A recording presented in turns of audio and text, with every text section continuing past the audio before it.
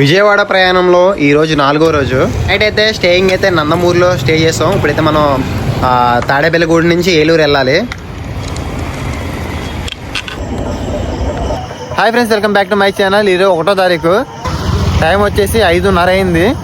స్నానం గట్ట అన్నీ అయిపోయినాయి. ఇప్పుడైతే బయలుదేరాం. కొంచెం కాళ్ళ నొప్పులు తగ్గాయి. రాత్రి ట్యాబ్లెట్ వేసి మూవ్ స్ప్రే గట్ట వాడడం కొంచెం కాళ్ళ నొప్పులు తగ్గాయి. హాయ్ ఫ్రెండ్స్, ఇప్పుడైతే మనం ఏలూరు హైవే ఎక్కేస్తాం. లాస్ట్ టైం అయితే అటు నుంచి వచ్చాం హైవే నుంచి. హైవే మీద చూసారు కదా, వాటర్ లేక 20 కిలోమీటర్లు నడుచుకుని హాస్టల్గా. అందుకని చెప్పి పత్తిపాడు ఊరు నుంచి వచ్చినాం. అంటే పత్తిపాడు లేదని తాడేపల్లిగూడి ఊరు నుంచి వచ్చాను. అందువల్ల సింపుల్గా ఉంది కొంచెం. ఈ రోడ్డు కూడా బాగుంది. రోడ్డు అంటే అంతకుముందు బాగాలే అన్నారు, ఇప్పుడు బాగుంది రోడ్డు. ఇది సింపుల్ అనిపించింది నాకైతే. ఎందుకంటే షాప్స్ అన్నీ కూడా ఉంటాయి. అటు అయితే 20 కిలోమీటర్ల వరకు కూడా అదే రోడ్డు. ఇంకా హైవే ఒకటే హైవే.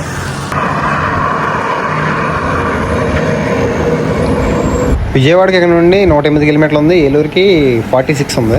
ఇది Eluru check post. Toll gate దగ్గరికి వస్తాం.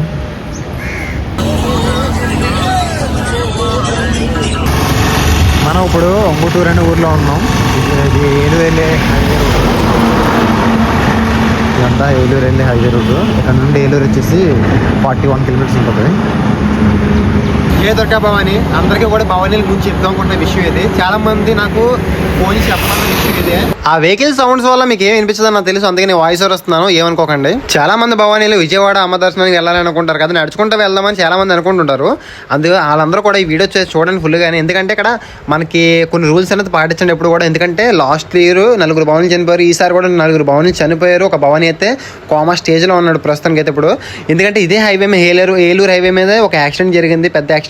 దాంట్లో 4 భవానీ స్పాట్లో చనిపోయారు. ఒక భవానీ అయితే కోమా స్టేజ్లో ఉన్నాడు ఇప్పుడు.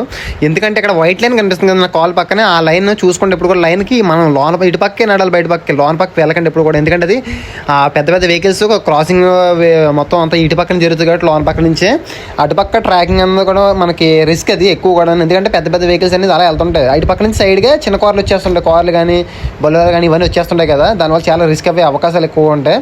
నేను నుంచున్నాం కదా అదే ప్లేస్ నుంచి ఎప్పుడు కూడా నడండి. ఎందుకంటే అది మనకి సేఫ్ ఏరియా అని అర్థం. ఎందుకంటే రూల్స్ ప్రకారంగా మనకి బండ్లు అనేది ఇటుపక్క రావు, అటుపక్క మాత్రం వెళ్తాయి.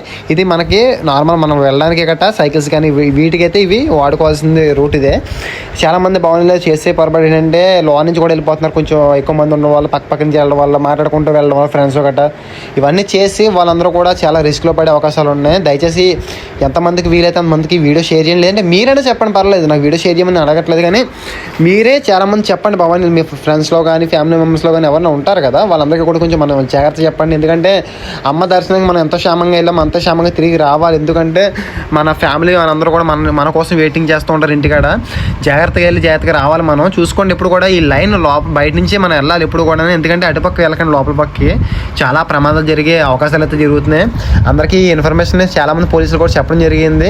ప్రతి ఒక్క భవానీలు కూడా చెప్తున్నారు. దారిలో పోలీసులు కూడా చాలామంది చెప్తున్నారు ఇలా యాక్సిడెంట్ జరిగింది, మీరు జాగ్రత్తగా వెళ్ళాలని గట్టనే. నాకు చెప్పింది మాత్రం ఒక భవానీ చెప్పాడు. నాకు ఆ భవానీ ఎవరు కూడా మన ఫాలో అవ్వరంట. నాకు పర్సనల్గా ఇన్స్టాగ్రామ్లో కాల్ చేసి నాకు చెప్పడం జరిగింది, భవానీ మీరు చెప్పండి భవానీ, ఇలా చెప్పడం వల్ల మీకు ఎంతమంది తెలుస్తుంది కదా భవానీ, మీరు చెప్పడం వల్ల అని చెప్పి నాకు చెప్పమంటే నేను చెప్పాను భవానీ. నాకు ఇన్ఫర్మేషన్ తెలుసుకున్న తర్వాత పోలీసులు కూడా అడిగితే నాకు ఇలాగని తెలిసింది మ్యాటర్, ఇలా జరిగిందని తెలిసిన తర్వాత అందరికీ మనం కూడా చెప్పాలని చెప్పి నేను వీడియో అయితే రికార్డ్ చేస్తున్నాను. ఆల్రెడీ ఇన్స్టాగ్రామ్లో కూడా పోస్ట్ చేయడం జరిగింది. చాలా మంచి రెస్పాన్స్ అయితే ఇచ్చారు అందరూ కూడా. దయచేసి అందరూ కూడా అర్థం చేసుకోండి, అందరూ జాగ్రత్తగా వెళ్ళండి. ఈ ప్రయాణం అనేది హ్యాపీగా సాగాలని మనస్ఫూర్తిగా అయితే కోరుకుంటున్నాను నేను. ఏలూరుకి ఇంకా 30 కిలోమీటర్ల పైనే ఉంది. ఇప్పుడు నేను ప్రకాశ్ అయితే ఉండిపోయాం. మనతో వచ్చిన ఇద్దరు భవానీలు కూడా ఫాస్ట్గా వెళ్ళిపోవడం జరిగింది. ఎందుకంటే మాకు కాళ్ళు నొప్పులు ఎక్కువ వచ్చేస్తుందని చెప్పి ఆగిపోయాం, స్లోగా వెళ్దామని.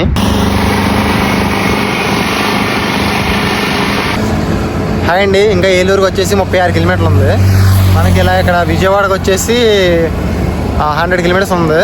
ఇప్పుడైతే మన ఏలూరు ఇంకా 36 కిలోమీటర్స్ ఉంది కదా. ఇందులో మ్యాక్సిమం ఇప్పుడు మనం ఒక 10 కిలోమీటర్స్ నడిచినా సరే మధ్యాహ్నం టైం కల్లా ఒక 10 కిలోమీటర్స్ కంప్లీట్ చేయాలి. మనకి ఇక్కడ నుంచి ఏలూరు దాటాకనే చాలామంది ఇస్తుంటారు కదా, దారి పొడికి కూడా మనకి ఏదో ఒకటి వస్తూనే ఉంటాయి. మంచిగా కానీ ఫుడ్ కానీ ఏ లోటు ఉంటాయి. కానీ మనకి డబ్బులు ఖర్చు అవుతాయి, డబ్బులు చాలా వరకు సేవ్ అవుతాయి. ఫుడ్ అయితే ఎక్కడైతే అక్కడ ఫుడ్ వస్తుంది. మనకు వచ్చేప్పుడు ఎవరైనా సరే ఖచ్చితంగా మనకి బిస్కెట్ ప్యాకెట్స్ కానీ ఇవన్నీ ఇస్తూనే ఉంటారు దారి అంతా కూడా. ఇక్కడ నుండి ఏలూరు నుంచి మనకి డబ్బులు అయితే చాలా వరకు సేవ్ అవుతాయి, పెద్ద ఖర్చు అయితే అవ్వదు. ఎక్కడైతే కూర్చున్నాం అంటే ఇది రోడ్ కట్టే కూర్చున్నాం. అటుపక్క హైవే, ఇటుపక్క హైవే. మధ్య కూర్చొని మా వాడు కాల్ సీన్ అయిపోయిందంట. చెప్పాం కదా 2 రోజుల తర్వాత రియాక్షన్ చూద్దాం. ఈరోజు అయిపోయింది, సీన్ అయిపోయింది. ఇక్కడ నరాలు అన్నీ వాచిపోయినాయి. పాప నరాలన్నీ వాచిపోయినాయి, దానివల్ల నల్లపోతున్నాడు. 2 రోజులు పరిగెట్టుకుండా పోయాడు, రన్నింగ్ రేస్లో పోయి ఏదో ప్యాసింజర్ టైర్ కోసం పోయాడు. 3వ రోజు బండి 4కి వచ్చేసింది. అప్పటికి రేపటి నుంచి చూద్దాం. రేపు వీడియోలో రెస్ట్ తీసుకుంటే రేపు టాబ్లెట్లు ఏదో ప్రాథమికంగా తీసావా, అలా చేస్తున్నా టాబ్లెట్లు. ఎంత బలం కొట్టాడు తెలగని టాబ్లెట్లు. నాకు ఈ ట్రావెలింగ్లో బాగా ఇబ్బంది ఏమైనా ఉందా అంటే ఒకటే, అదేంటంటే పవర్ బ్యాంక్స్కి ఛార్జింగ్ త్వరగా అయిపోతుంది. ఎందుకంటే మనకి ఐఫోన్ కదా, ఛార్జింగ్ ఫాస్ట్గా లాగేసుకుంటుంది. మాకు ఫ్రీగా ఇచ్చిన బిస్కెట్స్ అన్ని కూడా ఈ కుక్కలకు పెడుతున్నాడు వీడు. అంటే మాకు ఆకలేస్తుంది కానీ తినలేము, ఎందుకంటే అవి గుడ్డే బిస్కెట్స్, అందులో ఏమైనా గుడ్డు కలుస్తామో మా డౌట్. ఇదిగో నేను మీకు చెప్పాను కదా రోడ్ యాక్సిడెంట్ అయిందని, దాని గురించి అందరికీ భవానీలు కానీ నడిచొచ్చే వాళ్ళందరూ కూడా ఈ రేడియం స్టిక్కర్ అయితే వేస్తున్నారు ప్రతి బ్యాగ్కి కూడా. ఎందుకంటే మనకి సేఫ్టీ కోసం వీళ్ళు ప్రతి ఒక్కరు కూడా హెల్ప్ చేస్తున్నారు. మనకి వీళ్ళు ఏ టైమో నాకు తెలీదు కానీ సరైన టైంకి హెల్ప్ చేస్తున్నారు. నైట్ టైం అందరికీ హెల్ప్ చేస్తున్నారు వీళ్ళు. ఇంకా ఏలూరు ఎక్కడ నుండి 20 కిలోమీటర్లు ఉంది. ద్వారకా తిరుమల వచ్చేసి 23 కిలోమీటర్స్ ఉంది. ప్రస్తుతం మనం వెళ్ళాల్సింది ఏలూరు, 20 కిలోమీటర్ల మీద ఉంది. ఏలూరుకి ఇక్కడ నుండి 17 కిలోమీటర్లు. ఇటు పక్క వెళ్తే కొవ్వూరు, స్ట్రైట్ వెళ్తే విజయవాడ వచ్చేసి 82 కిలోమీటర్లు ఉంది ఇక్కడ నుండి. ప్రకాష్ గడి వెళ్ళిపోయాడు, 2 బాగుండీలు వెళ్ళిపోయారు. ఇక్కడ ఒక్కనే ఉన్నాను, ఎందుకంటే ఈ రైట్ సైడ్ కాల్ పనిచేయట్లేదు అసలు. చాలా పెయిన్ వచ్చేస్తుంది బాగానే, నల్లపోతున్నా. అందుకనే ఇంకా కూర్చున్నా కొంచెం వెళ్తాను. ఏలూరుకి వెళ్ళి హైవే దగ్గర కింద మనకి ఇప్పుడు టిఫిన్ పెడతారు. ఇక్కడైతే టిఫిన్ ఏర్పాటు చేశారు. మేము వెళ్ళేసరికి టిఫిన్ అయితే అయిపోయింది. ఇంకా తినేసిన తర్వాత ఇక్కడ మనకి వినాయకుడి విగ్రహం తయారేస్తారు కదా, అక్కడ ఒక భవానీ అడిగాడు ఇక్కడ పడుకోవడానికి ప్లేస్ ఇస్తారని అడిగితే అక్కడ తీసుకోమన్నా పడుకోమన్నారు. బరకాలు వేసి మనకి ఇచ్చారు వాళ్ళు సెట్ వాళ్ళు. మనకి ఇక్కడ దురంతల బొమ్మలు కూడా చూడొచ్చు, బొమ్మలు కూడా తయారేస్తున్నారు దురంతల బొమ్మలను. మిగతా 3 రోజులు ఎన్ని కిలోమీటర్లు నడిచామో పక్కన పెడితే ఈ రోజు మాత్రం 57 కిలోమీటర్లు నడిచాం హైయెస్ట్ ఈ రోజే. ఈ రోజు నైట్ అయితే ఇక్కడ స్లీపింగ్ చేసి రేపు మార్నింగ్ మళ్ళీ స్టార్ట్ అవ్వాలి. ఓకే ఫ్రెండ్స్, రేపటి వీడియోలో మళ్ళీ కలుసుకుందాం. అంతవరకు మన ఛానల్ చూస్తుండండి, సబ్స్క్రైబ్.